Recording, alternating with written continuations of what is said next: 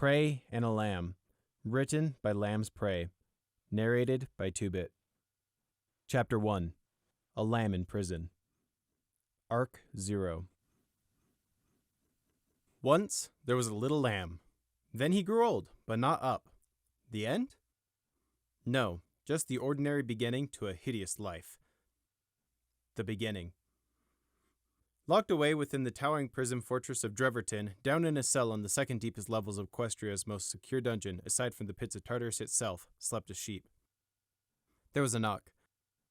Sir, a letter. Arrived in the post vault just 10 minutes ago. Can it wait? I'm in the middle of reviewing recommendations. Sir, I don't think so. It's a red ribbon one. All right, bring it in. Let's see. Oh, you may go private. Sir, yes, sir. Let's see. No, wait.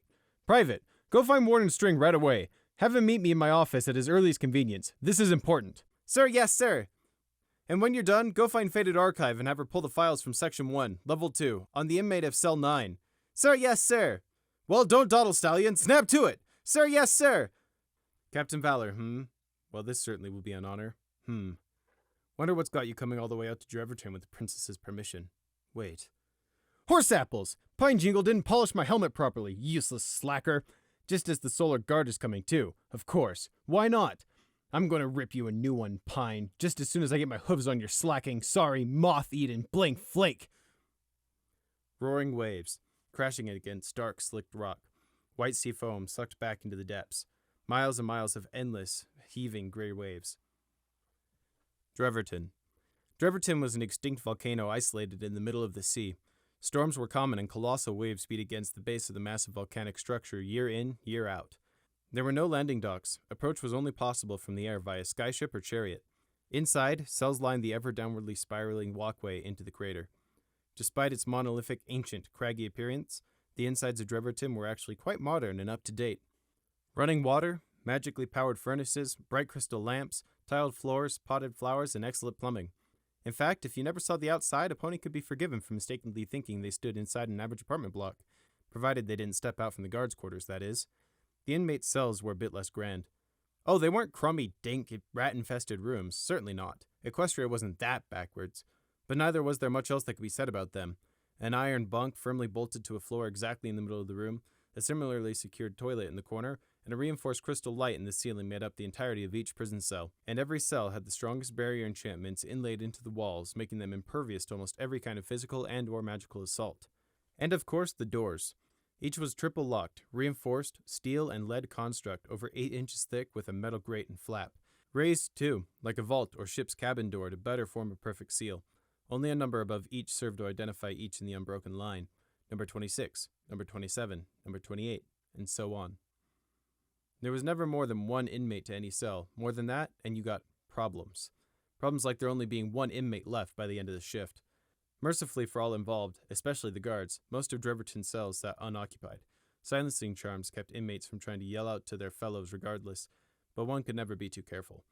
The guards took their job very seriously. They were guarding some of the most dangerous individuals in Equestria, after all. The only place where worse inmates were stored was in Tartarus. The pony guards, all unicorns, pegasi, or earth ponies, guarded a unique mix of criminal filth.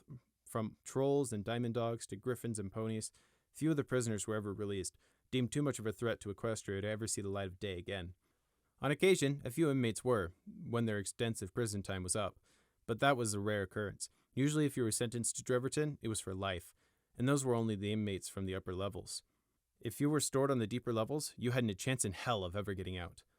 The lower levels were reserved for the worst of the worst. Murderers, cannibals, dark magic users, and the like. Many a newly recruited guard lost their lunch over the course of their first few weeks on the job. Hearing about some of the prisoners' life stories from the older guards, they were finally able to figure out what they'd let themselves in for. The maximum allowed service for any guard serving at Driverton was 2.5 years. After that, there was a mandatory transfer for their own good. Nevertheless, the guards took great pride in the unsung service that they gave to Equestria and their solar princess. They sacrificed years of their lives to keep this filth locked away, and it was a sacrifice they were proud to make. They kept the prison running like clockwork, exactly as it was supposed to. They made sure that no one, pony or otherwise, ever escaped. Inside his cell, on the level only one above the lowest tier, the small sheep, little bigger than a lamb really, yawned and opened his sky-blue eyes, rolled off the bunk with a clink of chains, and scowled, Another day in hell. The Sleep shuffled his front hoofs, readjusting the utterly familiar weight of the crystal-lined manacles.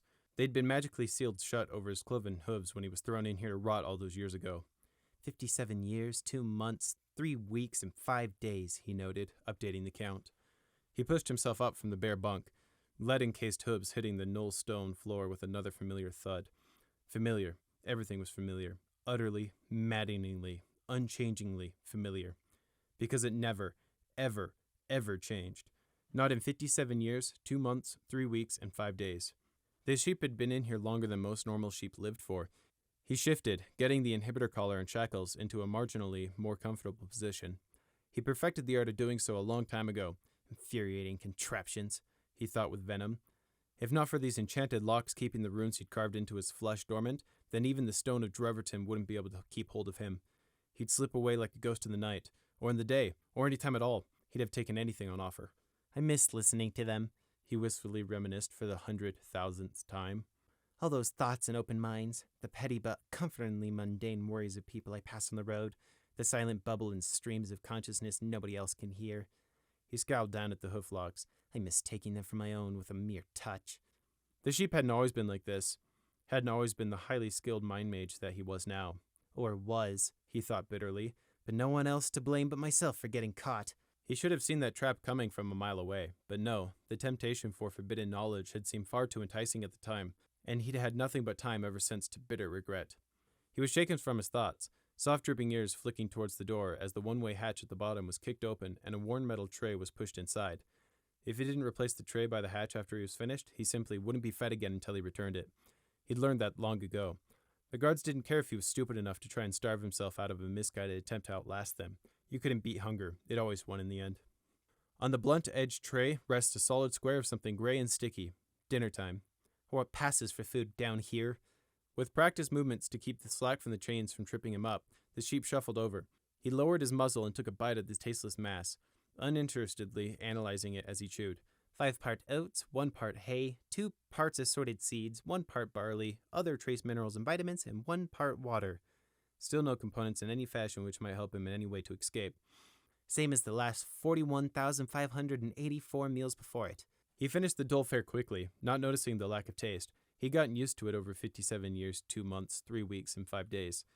Besides, he'd eaten far worse, or sometimes hadn't been lucky enough to even have that option. He'd never complained about a free meal. He'd known what it was like to have a cold and hungry winter after a lean harvest. He'd learned never to say the words, "Mother, I'm hungry," not after he saw the trembling tears in her eyes the first time, and he'd never said those words to her face again. For all the good it ever did. Finished, the sheep kicked the tray back over to the hatch and sat himself down awkwardly in the center of his bunk to do the only thing that he could do around here. Sit, remember, and meditate on the past. He'd done this more times than he cared to remember, but if there's one skill he'd excelled at, it was an excellent memory. He could recall old memories at will with almost perfect clarity. He could remember everything if fully concentrated, even down to the little insignificant details.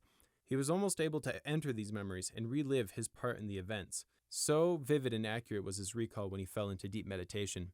His brother had always joked about how one day he'd make it into a famous unicorn academy, once he finally got around to learning how to read. Before the resistance and his brother's death, that is. It'd been their own little silly joke when they were lambs. As if unicorns would ever let a sheep into their academy. Never mind they'd never actually seen a unicorn. Their village had been on the wrong side of the mountain range, and the only ponies around were the earth ponies who owned the land they lived on. What memories to review today, I wonder, the sheep pondered, closing his eyes. Perhaps getting cursed? Or perhaps losing my brother? How about the war? Oh, I know. Home. Where life begins. The past. Come on, Goss. Catch me if you can. Just you wait, Fleece. You're mine. He shouted back gleefully, short legs racing after his brother who laughed and easily skipped away. Fleece was older and bigger, and easily outpaced his younger brother Gossamer as they dodged around scrubby trees and bushes on the outskirts of their family's fields. Can't catch me! Can't catch me! Fleece taunted before darting through a gap in the bushes. Gossamer paused for a second, a sly grin flashing. He may not be as big or quick as his older brother, but he could outthink him. And he knew that gap led only to 2 possible exits. And if I know Fleece, he went left.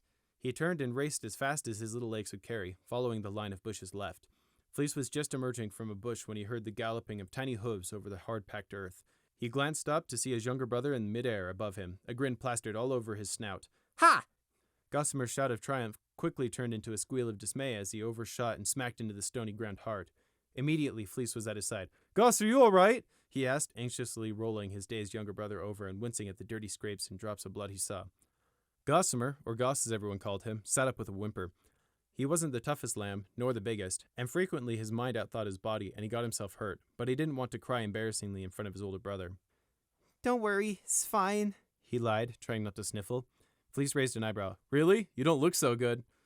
I'm fine. Just 2 cuts, 1 bruise, and 4 scrapes. And some dirt. I'll be fine, Gossamer repeated, trying to get up without any further whimpering. Fleece narrowed his eyes. Then before Gossamer could react, he flipped his younger brother onto his back and set off for home. Hey, what are you doing? Put me down! Nope, you just gotta make yourself comfy. I've got this, Fleece replied cheerily. I can walk myself, Gossamer retorted. Sorry, can't hear you over the sound of me carrying you, Fleece sang out. Carrying me has nothing to do with your hearing, Fleece grinned. Yeah, you got me, but does it look like I care? Now stop complaining and enjoy the ride. Besides, you don't weigh anything, Goss. You really need to put on some fat, he joked. Gossamer humphed. He was undersized, and he knew it. He was, in fact, the lamb in the village for his age, smaller than even Clover, and she was a whole year younger than him. Size doesn't mean everything, he groused, idly picking a leaf out of his brother's brown wool as he lay across his back. Hey, don't worry about it. You're a thinker, much smarter than me. I'm the brawn and you're the brains. And one day you're going to get into a Horned Ponies Academy and show them all that sheep are the smartest, Fleece added with a chuckle. Gossamer smiled along with him, his scrapes quite forgotten as he listened to his older brother chatter away. They emerged from the scattering of coarse trees and bushes which made up a couple of square miles of uninhabited land before he got to the actual forest, and headed for the small log cabin on the other side of the beleaguered carrot field. Almost home, Fleece said, rather unnecessarily in Gossamer's opinion, as he could see that clearly, but he didn't actually mind. Soon they were at their front porch, and Fleece let Gossamer off his back onto the step. Hey, Mom, he called. You in there? Yes, dear. What's the matter? Came the gentle voice of their mother from inside the one-room cabin. Goss hurt himself. He got hurt while we were playing, Fleece called back. Gossamer appreciated his brother taking half the blame. Their mother didn't like it when they played rough or got hurt. She never yelled or anything, but her quiet look of disappointment said it all. Even when it was really small injuries, it got the same look. She was wearing that look right now as she emerged from the cabin's gloomy interior, dusting brown flour from her cloven hooves. Is it anything serious? Fleece pointed to Gossamer, who looked away embarrassed. Sorry, Mom, Gossamer muttered. Sorry for what, sweetie? She asked gently, leaning down to get a better look at his minor cuts. For getting hurt and wasting your time, Gossamer mumbled. He knew his mother was always busy. Managing the crops and house by herself left their mother very little free time. He and his brother helped out with a lot of the chores, but their mother tried to keep the workload to a minimum. She had said that they were still nothing but lambs and should be out playing, not slaving away in the fields. Don't worry about it, sweetie, but please be more careful next time, she murmured, wiping some of the dirt from his white coat. Dear, she said, turning to Fleece, please go pull some water from the well. Gossamer was always Sweetie, and his brother was always Dear. His father used to be Honey before the raider strike 2 years ago. There was a small cross out back for him under the old cherry tree. He had barely been 4 years old, but Gossamer still remembered the ram, or some things about him at least. You okay? His mother asked, stroking his head and scratching behind his drooping ears, which were so large they flopped past his jawline, so similar to her own pair. Gossamer took after her in that respect, his own white coat more similar to her cream-colored wool, too. Fleece took after their father with his own brown coat instead. I'm fine, Mom. Only slightly hurt, but thanks, he said. She humphed. I'll be the judge of that once we get you cleaned up. Fleece returned just then, lugging a wooden pail full of fresh water. Here you go. Dipping a worn cloth into the pail, his mother cleaned out the grit and dirt from his scrapes and cuts in a quick and practical manner, while Fleece kicked his hooves sitting on the wooden steps next to his younger brother. Gossamer tried not to wince, patiently waiting until his mother was finished. Mom, he started while she wrung out the cloth. When you went to the village meet, did Greenfields announce whether any Pegasi were coming with rain for the fields? Greenfields was the earth pony who owned the land they lived and farmed on, and the same went for many of the sheep and goat families around here. None of the tenants liked Greenfields. His tariffs were steep. But whoever liked the tax pony, Gossamer thought. His mother hung the cloth over the porch railing to dry before she answered. He did say, sweetie. Her tone said it all, but Fleece still asked. And? And nothing. Nothing's been organized, unfortunately. Looks like you're going to have to water the carrots again by hoof, I'm afraid, she replied with a tired smile. Fleece scowled. Useless, greedy ponies, he muttered. None of that, dear, his mother chastised absent-mindedly. It's true, though, Fleece mumbled. I was thinking, Gossamer broke in. We barely managed it last year, and this year's even drier. We're going to need either help or a different approach. I know, sweetie, his mother sighed, rubbing his head again. But don't worry about it. I'll think of something. she added with another tired smile. Gossamer saw straight through it. Why should you have to think of something? Why shouldn't I think of something? We're all in this together, he asked. Their mother blinked in surprise, as ever surprised by how grown up for his age her son was. It always caught her off guard whenever her youngest son would unbalance her with some observation or some fact she had never considered before. She smiled uncertainly, but not because of any lack of trust. Do you have an idea, sweetie? Gossamer shot a quick glance at Fleece, who was looking at him expectantly. Well, I have a few. Do you remember when we were playing by old Mother Cupboard's hut and saw the old barrel cart she has out back? He asked. Fleece shook his head. No, I must have missed it. It was half buried in the weeds, but that's besides the point. She won't be using it. We could just borrow it. It would be a lot easier than carrying buckets by hoof from the well every day, and the metal slides even have a tap on the back, so we could just walk down the rows of carrots with the tap open. We could easily water the whole field once a day in a couple of hours, Gossamer explained. Fleece's eyes lit up, but their mother wore a pained expression. It's a wonderful idea, but, well, Mother Cupboard isn't the most amicable you around, sweetie. We could just take them anyways, Gossamer suggested bluntly. We return them after we're done, and because of how old she is and how little her daughter Esther gets out, I doubt she'd even notice, he hastily added. You know that's not okay to do, sweetie, his mother said with a disapproving frown. Yes, but why should we have to risk our crop because she's old and stubborn? Gossamer asked, greatly daring. He could see Fleece nodding along enthusiastically. Sweetie, that's enough. Mother Cupboard's had a hard life, and even if she's old, that's no excuse to steal, she fixed with a stern look. Gossamer considered the "It's not stealing if you return it" argument, but he knew it wouldn't get them anywhere. His mother's stern look deepened, and she seemed to have read his thoughts, and he flinched guiltily. Well, what are we going to do then, Mom? Fleece asked, looking up at their mother.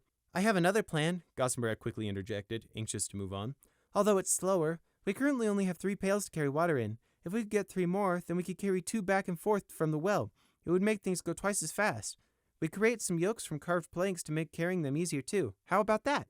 Sweetie, I don't think you and Fleece could manage carrying 2 buckets at the same time, even with a yoke. It's hard work, and you're too small for something like this. Especially you, sweetie. She winced.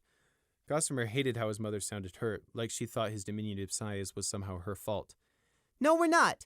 We can do it, Mom, Fleece said, jumping up. We have to. The carrots aren't going to water themselves, he added with a wave out at their field.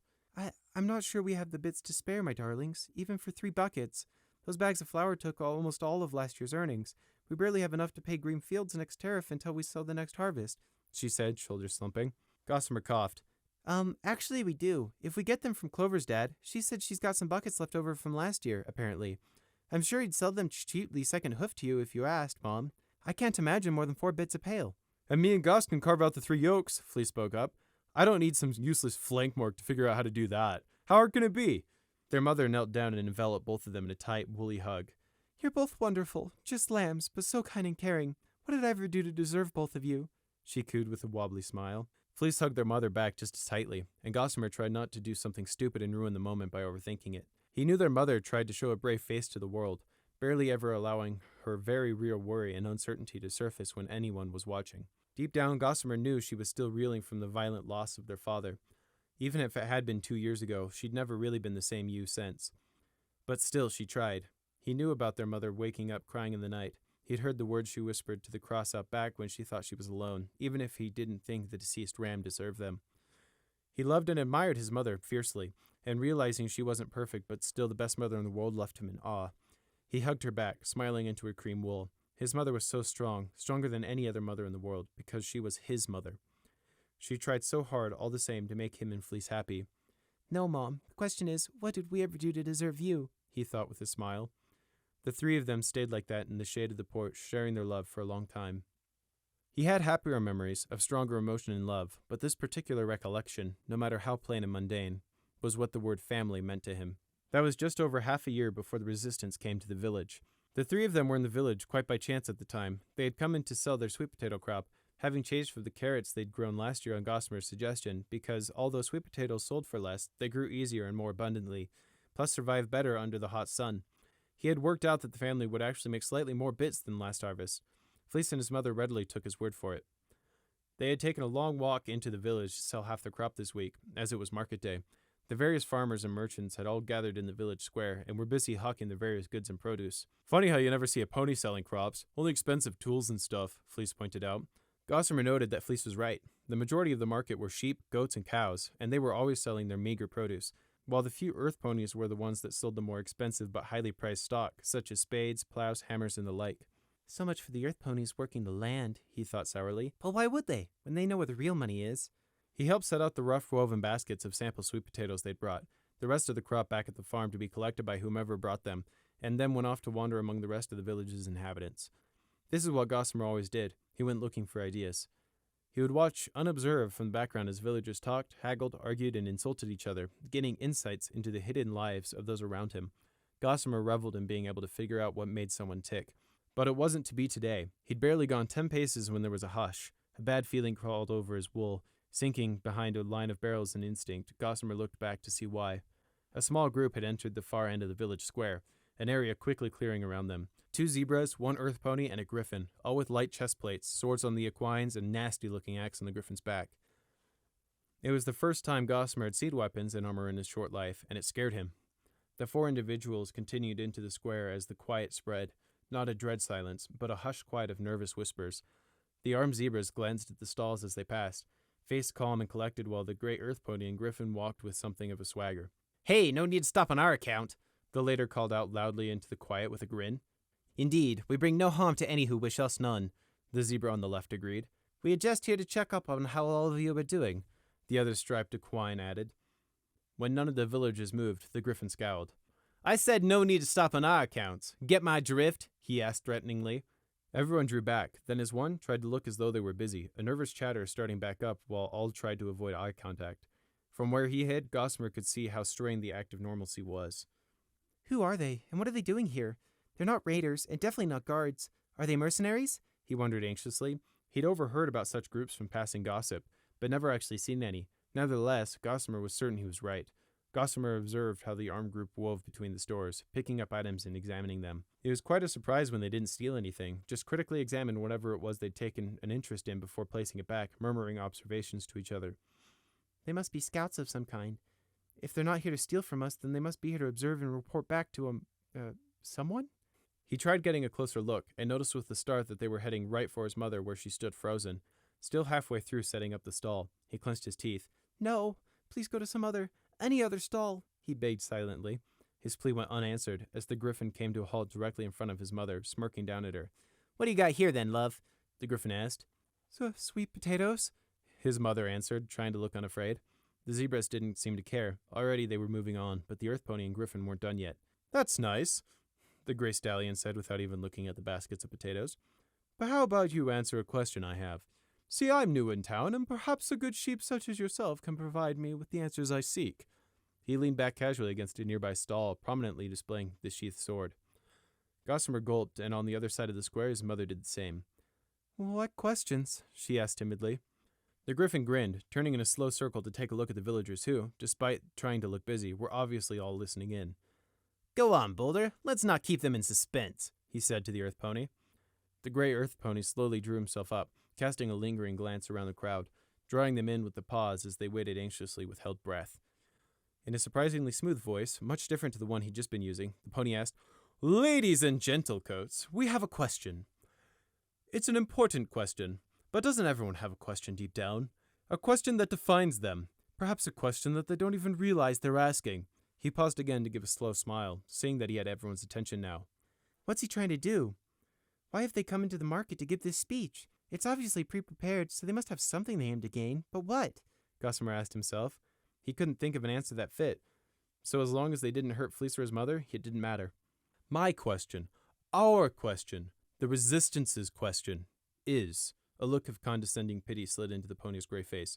Why are you so blind? He spat. The crowd looked around at each other in confusion and murmurs sprang up.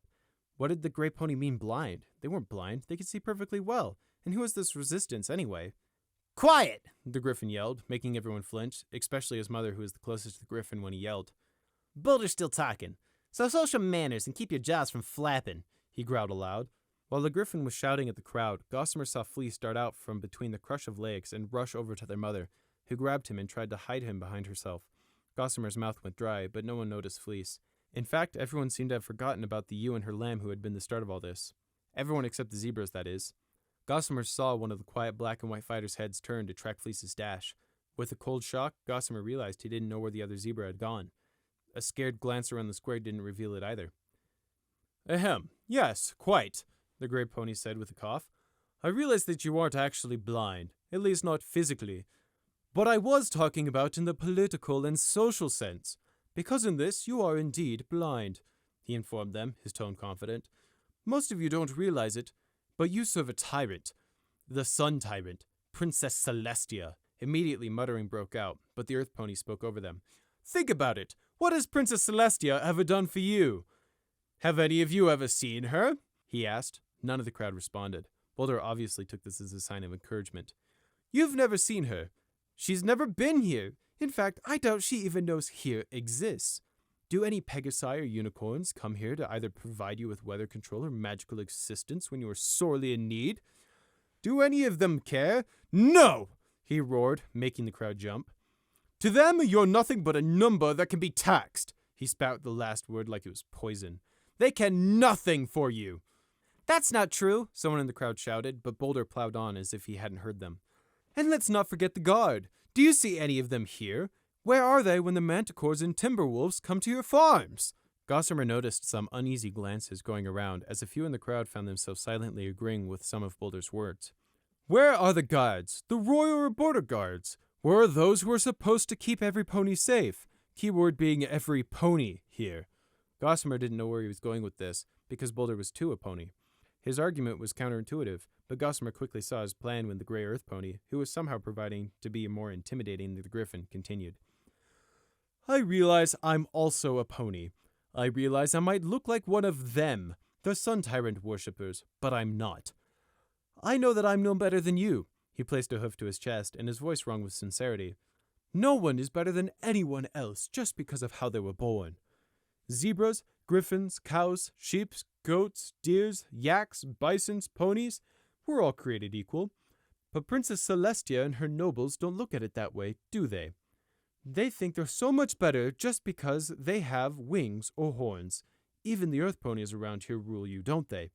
They're the ones who bleed you dry each month on top of the tax pony. And who was it that put them in power? Boulder paused, slowly dragging his intense gaze over the crowd, making them wait on his words. Well, you know already the answer to that question, he said matter-of-factly. You know whose fault all of your hardships are. But whether you choose to acknowledge the answer or not, that's up to you. Boulder's smooth voice rose once again. That's all we're here to do. To try and find an answer to our question. To try and make you think for yourselves. That's what the resistance is. A group who thinks for themselves. If any of you are interested in thinking for yourselves for once, then come and find us. We'll be back. Make yourselves known to us then, Boulder told the crowd. With that, the armed pony turned and walked away without another word, and the crowd's breath seemed to return with a great rush as everyone started to whisper at once. Gossamer heard a grunt behind him. He turned and his heart nearly jumped out of his chest when he saw the other zebra not 4 paces away. He'd been there the whole time. The zebra spared the lamb a lingering glance before stepping from behind the barrels and heading after the retreating figure of Boulder. The other zebra left too, but the griffin wasn't done. Gossamer saw him lean in close and say something to their mother which Gossamer couldn't catch from his position. Whatever it was, it made Fleece rush in front of their mother, who had blanched and gone white. Don't you dare touch my mother! The brown lab shouted up at the armed griffin. Gossamer's eyes went wide in horror, terrible scenarios flashing through his mind of what was about to happen to Fleece and his mother. No, no, no, no, no, no, no, no! The griffin's claws shot out before anyone could stop him. No! Their mother cried, and patted Fleece on the head. Cute lamb. He's got some guts. I'll give him that. Might want to teach him some self-preservation, though. Oh well, till next time, then, the griffin said with a leer and cheery wave as he turned and followed after the rest of the resistance members, leaving a shocked village square in their wake. The village was in quiet turmoil for a long time after the resistance fighters had gone. Weeks passed with a new air of uncertainty hanging over everything. Most were simply afraid of what would happen if the guard or some pony of importance caught wind of what had happened here. A few found themselves thinking more about how tough life was and how much easier they could live without the taxes and tariffs, but grumbling slightly more often was about as far as their discontent went. A smaller number took to actively contradicting everything those from the resistance had said, going out of their way to comment on what a lovely day it was and how thankful they were that there was a goddess who raised the sun for them. And the smallest group of all found themselves agreeing with what the Earth Pony Boulder had said. You know, we wouldn't be having to do this again this year if that lazy rot at Green Fields had gotten around to hiring some good-for-nothing Pegasus to bring in the rain, Fleece muttered as he and Gossamer lugged a pair of buckets each, hung from yokes around their shoulders.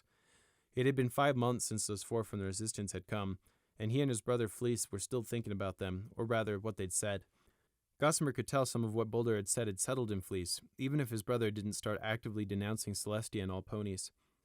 That's because Fleece's concerns were much closer to home, namely the hard life they lived, compared to the perceived comfort of pony kind. Gossamer didn't like it. He knew no good would come of Fleece's sympathies towards the Resistance, even if his brother denied that he held any. Although sometimes it was easy to see why, like right now for instance, with a rough wooden yoke digging into his shoulders, carrying 2 heavy buckets of sloshing water from the well, while the sun beat down mercilessly on his sticky wool. Gossamer glanced up at his brother, who in the last 4 months had hit a growth spurt. Now, despite only being a year and a half younger than Fleece, Gossamer was only half his older brother's size. It was not the only thing that had changed. Things were different now. There was something that hung in the air between the family which none of them could quite put a hoof on. Gossamer hated it, but his mother and Fleece seemed perfectly happy to pretend it wasn't there. Come on. After we're done with this row, there's only another 16 to go, Gossamer said, trying to encourage his brother.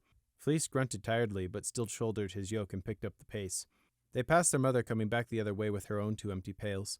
They passed without a word, but Gossamer saw his brother's face twitch. Anyone else would have missed it, but despite his youth, Gossamer was excellent picking up on hints and tells. There it is again, he thought with frustration. They were down to the last 2 rows before Gossamer finally gathered up the courage to speak. Fleece? He asked, easing the yoke from his aching shoulders. Even with his smaller water pails and half-sized yoke, it still left his small frame sweating and sore. Yeah, Goss?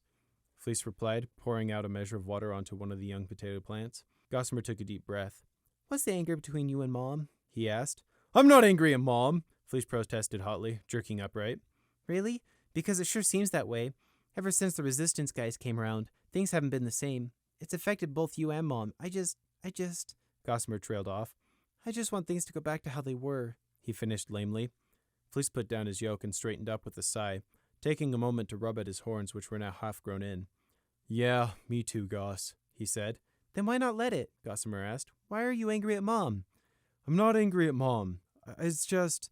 He gestured wildly. Gah! Every time I look at Mom, I think about how tough life is on her.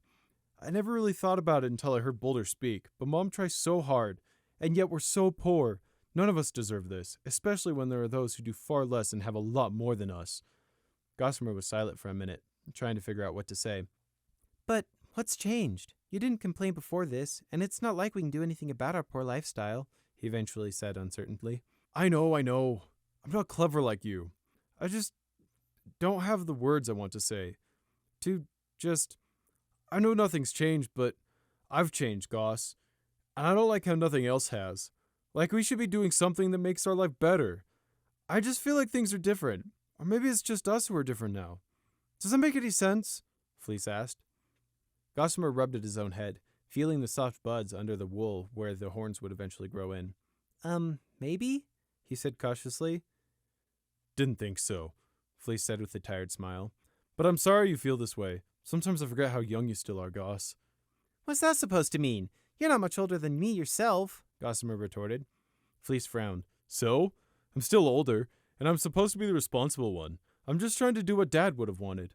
Gossamer opened his mouth to say he very much doubted that Fleece had any idea what their father would have wanted, but immediately swallowed the words. His older brother didn't need to have his memory of their father tarnished.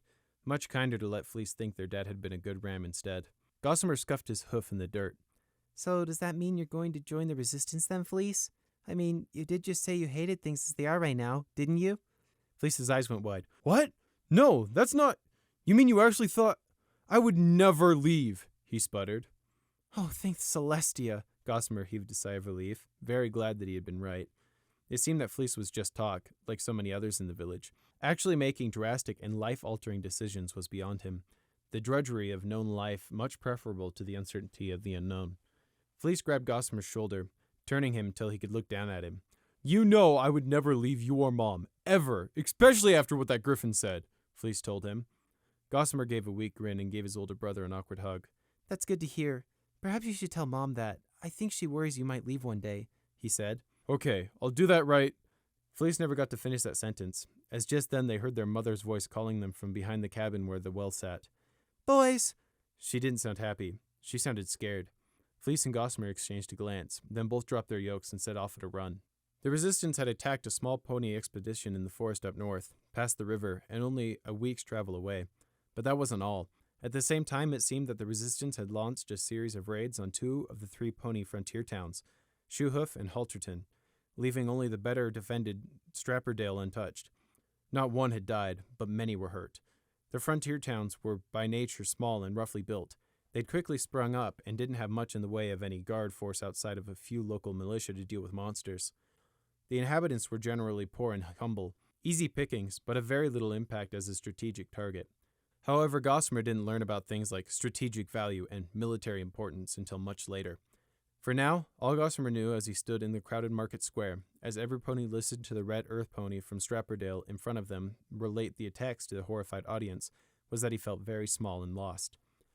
The unthinkable had happened, and the future was suddenly thrown into uncertainty. What's going to happen?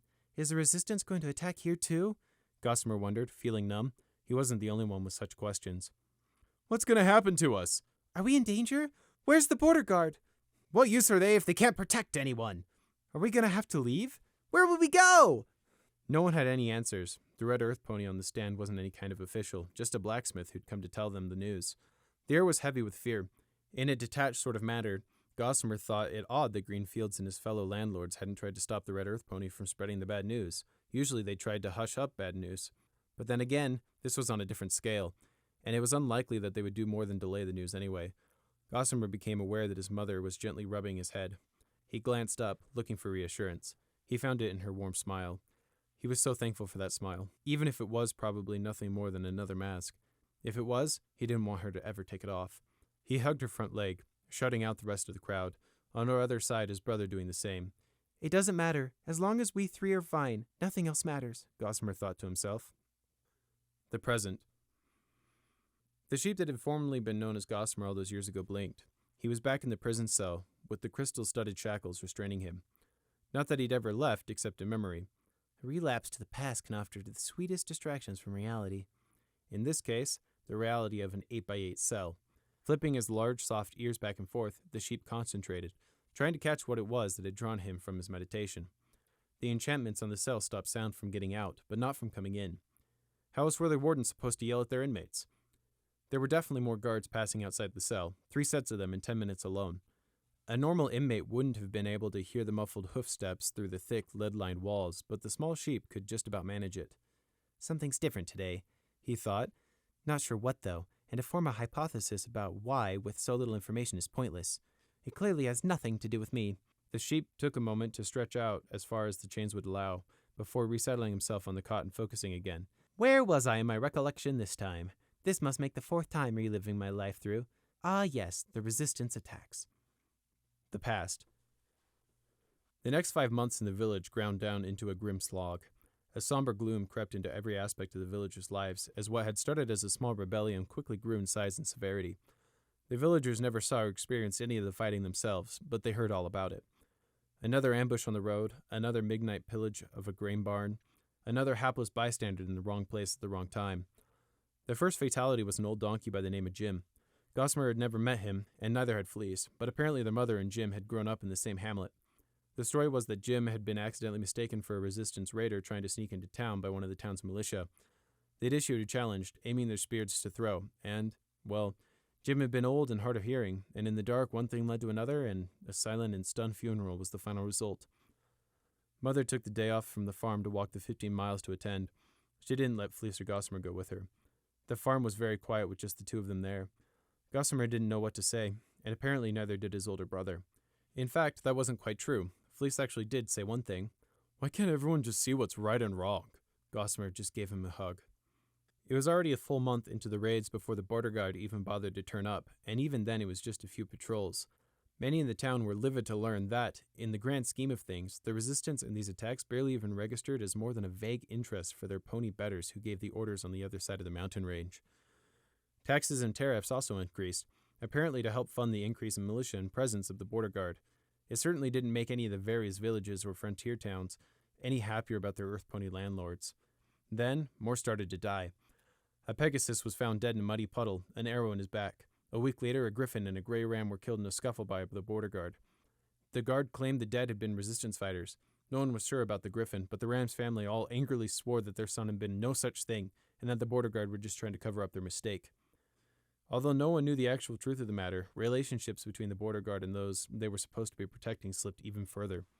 A donkey was found hanged within his own barn and house ransacked. Rumor was that he'd been seen collaborating with the border guard. A barn was burned down, and it wasn't until later that it was found out that a baby lamb had been inside. Mother hugged them both very tightly that night and made them promise to never leave her. They promised.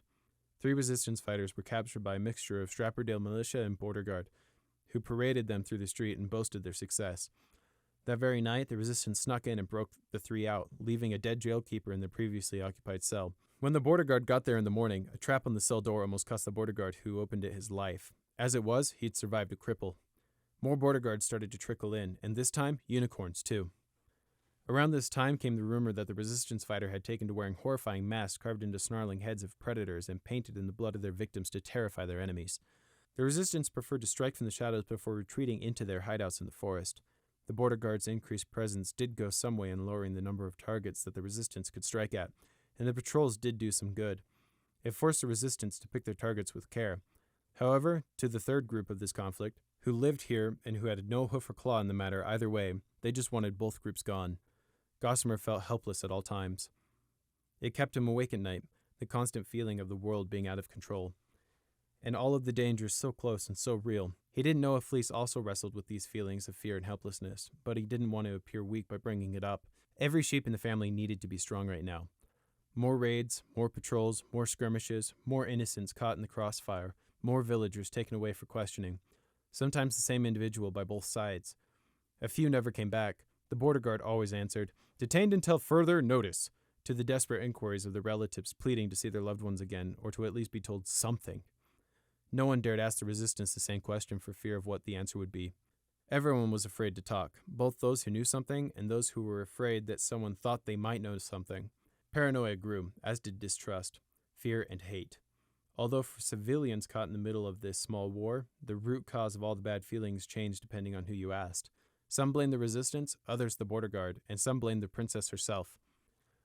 Finally, after 5 months of this back and forth fighting, and with the border guard not having made any headway in putting down the resistance, the pony lords on the other side of the mountain finally lost their patience. They decided to send in some real power. Up until then, the border guard had seemed quite content to simply react to anything the resistance did, rather than taking the initiative. Perhaps this was because the resistance hadn't done anything big yet, apparently too cautious to commit to any real fight. The border guard seemed to feel the same way, reluctant to venture into the forest in anything other than large groups. That all changed with the arrival of Captain Firestrike. The present. The sheep in the cell's eyes snapped open. He barely had time to rise from the cot as he realized that there were guards on the other side of the magically sealed door before it banged open. What? That thought was cut off as 4 prison guards in bulky armored vests and helmets rushed into the room. They were taking no chances. "Get on the floor now!" One of them yelled, the Earth Pony and Pegasus brandishing nightsticks while 2 unicorns' horns crackled with charged stun spells. Standard electric shock-based stun spell, taught in basic introduction for Driverton prison guards. Normal prison guards would have been taught harmless binding spells instead, but not here. This was Driverton. All this and more the sheep took in at a glance, from the placement of where the guards were standing, to their coloring, to the fact that the Earth Pony favored his left hind leg, to the further 2 guards waiting as backup outside the door. Without a word, the sheep dropped to the floor, laying belly down with his shackled and muffled front hooves on the back of his head. He didn't know why the guards had burst in here, but there was nothing to be gained by offering resistance. All he would get was a beating. Even without all of these magical restraints and suppressants, close combat had never been a strong point. The Pegasus shuffled forwards, pressing his nightstick into the back of the sheep's neck while he checked the shackles were still working. As if I'd just be lying here if I'd broken free, he thought with a smirk. Really, though, 6 guards for 1 small lamb? I wonder if I should be flattered. "He's clean, sir. Cuffs still working," the Pegasus barked. "Good. You two, get in here and get him hooked up," one of the unicorns, the yellow one, ordered. So he's the one in charge, the sheep noted automatically. It was habit, to look for any piece of information that could give him an edge. Not that it would help him in the slightest bit. Even if he broke out of these bindings, impossible, or somehow won a fight 6-on-1, even more impossible, and somehow got all the way to the top of the mountain unseen, completely impossible, he'd still have to escape the island fortress that was Driverton. And unless he sprouted gills or wings, there was no way that was happening. These thoughts occupied his mind while the 2 Earth Ponies came in carrying lengths of chain. One chain was quickly clipped to his front leg shackles, and the other to the rear ones. Once done, they backed off to the end of the chains. one guard in front of him and the other behind, keeping him firmly locked in the middle of them and 5 hoof lengths out of reach. Up! The yellow unicorn growled. Wordlessly he complied. The guards never took their eyes off of him as he was led out of the cell, half of them in front of him and the other bringing up the rear. He hesitated at the door's threshold. He hadn't stepped out of the cell in 57 years, 2 months, 3 weeks, and 5 days. A jerk of the chain got him moving again. Why was he being let out now? What was going on? He'd been sentenced to life in prison. Let's not get ahead of yourself. Who's to say they aren't taking you to a worse cell? Or perhaps execution. Perhaps Celestia had finally gotten up the nerve to reinstate that act from centuries ago. How he wished he could still read the surface thoughts of those around him. The sheep pondered his fate as the guards led him along the spiraling path, slowly heading up towards the old volcano's peak. He was very careful to note how many guards they passed, to check stations, any spells on display, and the like.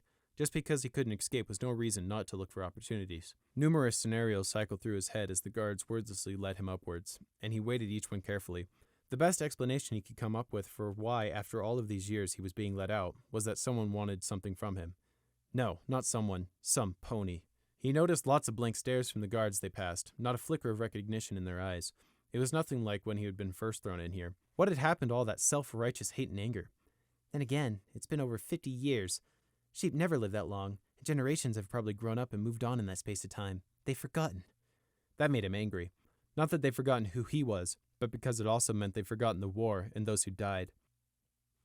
They reached the top, emerging out onto the peak, and he squinted and shivered in the brisk air. Even though it was overcast, it had been many years since he'd seen the brightness of day. He felt unsure all of a sudden and looked out at the squat military buildings that encircled the whole of the volcano's rim. Guards were moving to and fro between the buildings, the gray of the stone walls and guards' armor matching the gray of the volcano's surface. A harsh yank of chains got him stumbling again towards one of the closest buildings, his heavily encased hooves clacking loudly on the stone path. A guard at the door nodded at the yellow unicorn and opened it. The sheep was dragged in with a helpful prod from a nightstick. Only the yellow unicorn and one of the chain leash holding ponies followed him in, the rest filing back out the door with a crisp salute to some pony at the back of the room. The sheep glanced over and bit back a growl. Some ponies, he corrected himself. 5 some ponies to be exact. 5 Solar Guard ponies, Celestia's personal elite guard. The obvious leader of the Solar Guard squad stepped out into the light. The Solar Guard captain was a massive white unicorn, muscles rippled under his heavy golden armor. He wore a look of angry disgust on his muzzle as he looked down at the sheep. I really hate unicorns, the sheep thought, matching the look with one of his own. The captain stalked forwards, towering over the sheep runt, golden warshoes making the floorboards creak and bend with each step. Inmate 452, you are hereby transferred from the custody of Driverton into my own, Captain Valor of the Solar Guard of Princess Celestia, effective as of right now. You now belong to me, Inmate 452. The guard rumbled. Even his voice sounded too large for his body. Prisoner 452 didn't think he'd ever seen a bigger unicorn. Usually even earth ponies didn't get this big. You two, we can take it from here. Dismissed! Captain Valor barked at the 2 prison guards still in the room. Without a word, they snapped off a crisp salute, wheeled around and marched out. The fact that they didn't offer any kind of resistance to the captain's abrupt order spoke volumes of their respect for Captain Valor. No doubt he brought them many prisoners over the years. The door clicked shut behind them, leaving the sheep in the room alone with 5 Solar Guards, who had already spread out to expertly cover all angles and sides of the room without a word. Highly trained, no need for verbal commands. Armored, all unicorns. Just my luck. 452 thought sourly, glaring right back at Valor. He hated all ponies, but especially hated unicorns. He felt very small and vulnerable standing in the middle of the room. What's it going to be? Magical torture? They could kill me now and no one would ever raise an eyebrow. Not because of who I am, but because they're Solar Guards. He fixed a smirk on his normally gentle features, beautiful sky blue eyes and soft floppy ears not matching the expression of hate on his muzzle at all. Now he wished he wasn't bound so he could read these fools' forethoughts. Captain Valor seemed to grow bored of their staring contest as he couldn't get the sheep to be the first to break. He snorted and stomped forwards again. Inmate 452, do you know why you're here? The captain asked. Because you need something from me, of course. The only question is, what? He answered smugly. Let's get something straight, gutter trash. I don't need anything from you. I only want. And what I want, I will take. Got that? Valor growled. The sheep pretended to be offended, although in reality it was just a mask to hide the shrewd calculations going on inside his head. Ah, I see. A unicorn supremacist. I guess it comes naturally, what with being one of her guards. Captain Valor's gaze turned as hot as the sun mistress. I'm going to do you a favor and forget just this once that disrespectful tone you used for addressing your rightful princess and ruler, sheep. He growled dangerously. All the guards in the room wore matching expressions of barely constrained fury as they glared at their prisoner. He frowned. Something about Captain Valor's words didn't fit. Wait, the way he said sheep, not my name, not even inmate 452. Is it possible that they don't even know who I am? He wondered. If they didn't, it suddenly opened a whole range of possibilities. But how to find out for sure? Before he could change his mind, the sheep tilted his head and laughed. Ha! As if she's ever done anything for me. What makes you think I'd ever submit to the likes of something like her? He didn't even see Captain Valor move, the warshoe catching him right in the gut. He collapsed and tried to wheeze for breath, retching up a pool of vomit. Even through the nausea, his mind kept analyzing. Carefully controlled strike. He easily has enough strength to kill me in one blow, even without those warshoes. And he's not even an earth pony. But he still didn't break a single rib. He must have even compensated for me being a runt. The sheep fought to lift his head from where he lay clutching his belly and sneered up at the captain. He just learned two important things. The first was that they wanted him alive and in reasonably good condition. That meant he held something of value to them, although after 57 years, he didn't know what it might be, especially in the light of the second thing he'd learned, which was that they didn't know who he was. Or at least, they didn't know what he was capable of. If Captain Valor had known, there was no way a guard with his training would have risked coming into contact with him for even a second. Despite having all his power sealed away by these magical shackles, he remembered how every guard had shied away from touching him when he was thrown in here, and rightfully so. He'd driven ponies mad with just a passing touch before. Then none of them knew that he could only do that with contact from his front, rune-inscribed hooves was beside the point. He just wished he could have thought up a less painful way to get that information. "I will explain this once, and once only," Valor said, glaring down at him. "You are being transferred temporarily from Driverton to my custody because I am giving you a chance to perform an act of service for your princess and country. That you are nothing but a child doesn't matter.